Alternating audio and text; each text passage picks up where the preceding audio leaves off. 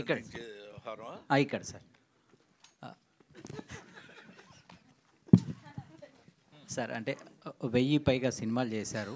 అంటే ఒక బ్రహ్మాండం అంతా నిండిన బ్రహ్మానందం గారి టైటిల్తో ఈ సినిమా వస్తున్నందుకు ఫస్ట్ ఆనందంగా ఉంది సార్. Thank you.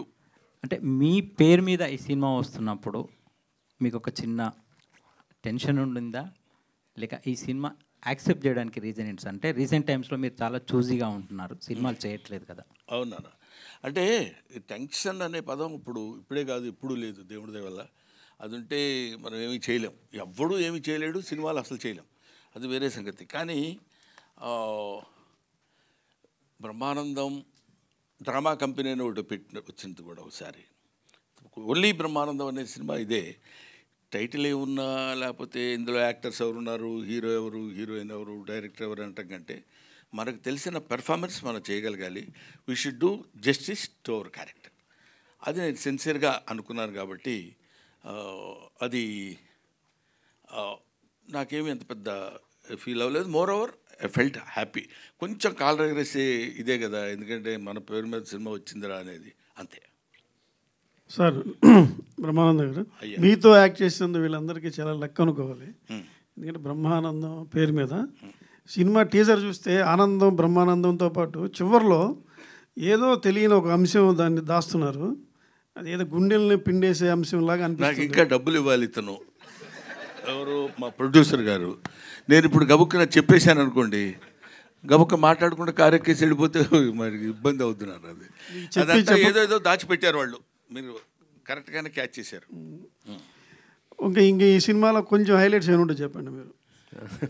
ఏమంటే అరగంట సేపు ఇంకా కొడితే నన్ను మీరే బోర్ కొట్టిందిరా అంటారు. సార్ బ్రహ్మానందం గారు, సార్ ఇటు సార్, నేను వెంకట్ ఎన్టీవీ సార్. బ్రహ్మానందం ఫిబ్రవరి 14th. అంటే ఇది సినిమా మొత్తం కూడా మీ పైన ఉంటుందంటే మీ లవ్ స్టోరీ ఏమన్నా అనుకోవచ్చా? ఫిబ్రవరి 14th వస్తుంది కాబట్టి.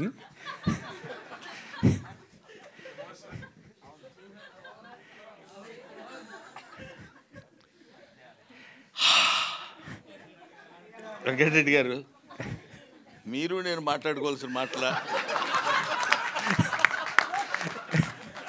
అంటే సార్ ఇప్పుడు దివిజ మిమ్మల్ని తాత అని పిలుస్తుంది కాబట్టి అండ్ మీ బయోపిక్ అందుకని ఆ క్యారెక్టరు అలాగా దర్శకుడు బలిచాడు కాబట్టి తాతగారు.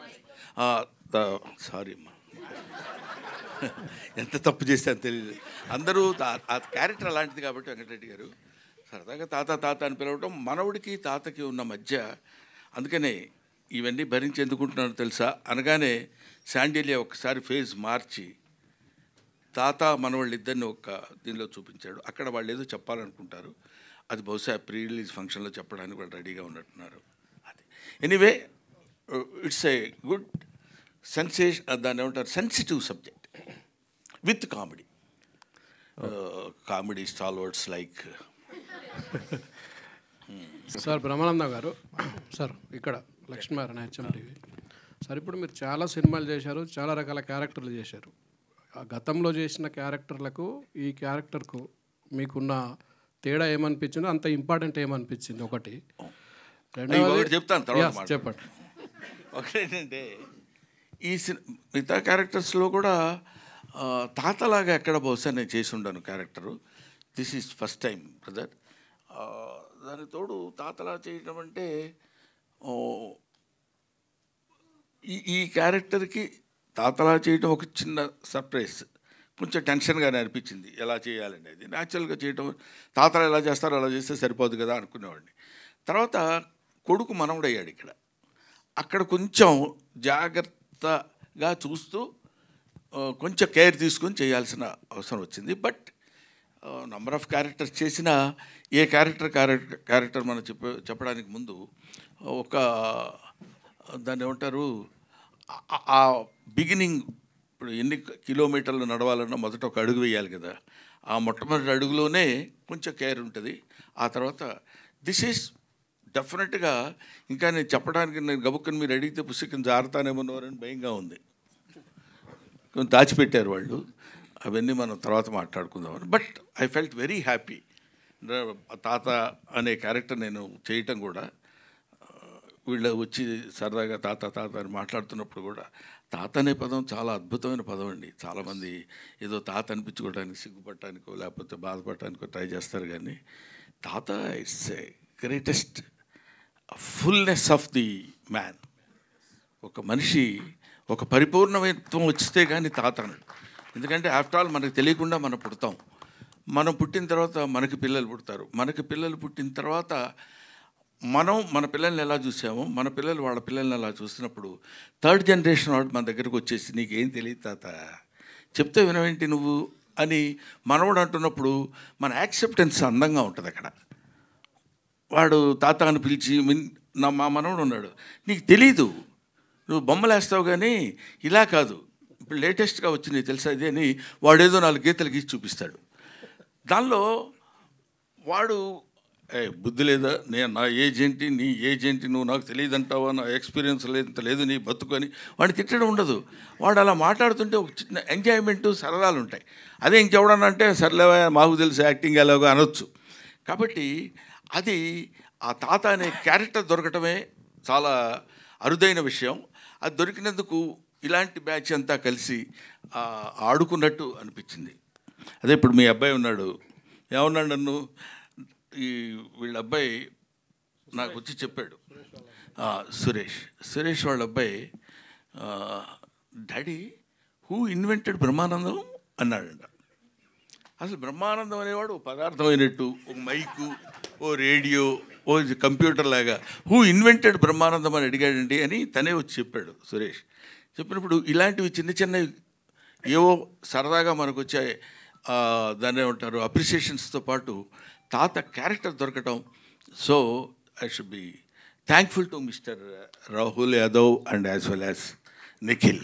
Thank you sir. అండ్ ఇప్పుడు తెలుగు సినిమా అంటేనే ఒక కామెడీ బేస్డ్గా ఉండే సినిమా, జనాలకు నవ్వుకునే సినిమా.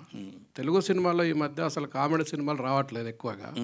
కారణం కామెడీ అంటే కమేడియన్లు ఎక్కువ మంది లేకపోవడమా, లేకపోతే డైరెక్టర్ రాయలేకపోవడమా? అది చెప్పలేం బ్రదర్. ఎట్లాగంటే you can make a movie without comedian, you cannot make a movie without comedy. అంటే కమెడియన్నే కామెడీ చేయాలని లేదు. ఇప్పుడు హీరోస్ చేస్తున్నారు, హీరోయిన్స్ చేస్తున్నారు, విలన్స్ చేస్తున్నారు. సో కామెడీ అనేది అంతర్లీనంగా ఎక్కడో చోట జరుగుతూనే ఉంటుంది. సరే, ప్రత్యేకంగా మీరు అడిగిన దానికి మా గురువుగారు జంజాల గారు వాళ్ళు ఉన్నప్పుడు కామెడీ బేస్డ్ మీద రాయలంగి నరసింహారావు గారు కానీ, లేకపోతే వంశీ గారు, వీళ్ళందరూ, కృష్ణారెడ్డి గారు, ఈవి సత్యనారాయణ గారు, వీళ్ళందరూ కామెడీకి ఎక్కువ ప్రాధాన్యత ఇచ్చి చేసిన రోజులు ఉన్నాయి. బట్ ఐ కెనాట్ సే ఇప్పుడు ఆ కామెడీ రాసే వాళ్ళు రైటర్స్ లేరు అని చెప్పడానికి లేదు. అవి ఎందుకు రాలేదు రీజన్స్ లేదు, దాని మీద పెద్ద రీసెర్చ్ కూడా చేయలేదు. మోర్ ఓవర్ కొంచెం సైలెంట్గా దూరంగా ఉంటున్నాను కాబట్టి ఏదో సెలెక్టివ్గా చేసే క్యారెక్టర్స్. ఎనీవే, నవ్వు వాసన లేని పువ్వు, బుధవర్గము లేని పురంబు, ప్రీతి విశ్వాసము లేని భార్య, గుణవంతుడు కాని కుమారుడు, సదభ్యాసము లేని విద్య, పరిహాస ప్రసంగము లేని వాక్యమున్ అంటాడు. నవ్వించగలిగింది, నవ్వుతూ ఉండాల్సినటువంటి మాటలు ఉండాలి. అది సినిమాలో ఉండొచ్చు, నాటకంలో ఉండొచ్చు, ప్రతిదానిలో ఉండాలి. అటువంటిది మిస్ అవ్వటం అనేది బహుశా ఎక్కడ ఉండదు. మానవుడు పుట్టినప్పుడే నవ్వు అనేది పుట్టింది.